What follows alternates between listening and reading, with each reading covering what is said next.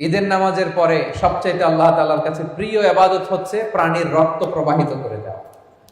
এবং বিষ্ণু ইসা ইসলাম বলেছেন কিয়ামতের দিন এই প্রাণী তার শিং, তার চামড়া, তার পশম নিয়ে বিশাল সওয়াবের পাহাড় হয়ে দাঁড়াবে। পড়েন আল্লাহু আকবার। এজন্য হজ্জাজ বাইতুল্লাহ যারা হজে আছেন, আল্লাহ তাআলা তাদের হজকে কবুল করুন। আমরা যারা কুরবানি করছি, আল্লাহ তাআলা আমাদের কুরবানিকে কবুল করুন। এই কুরবানি এটা হতে হবে হালাল উপার্জন থেকে। ইন্নামা ইয়াতাকাব্বালুল্লাহু মিনাল মুত্তাকিন, তিনি শুধু মুত্তাকিদের পক্ষ থেকে কবুল করেন, হালাল থেকে তিনি কবুল করেন।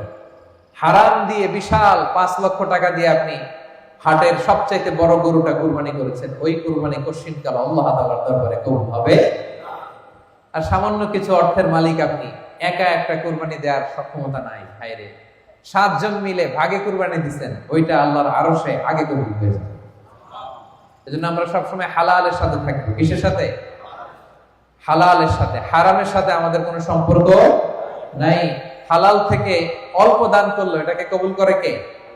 আর হারাম থেকে কোটি কোটি টাকা দান করলো সে দান আল্লাহর দরবারে কবুল হয় না।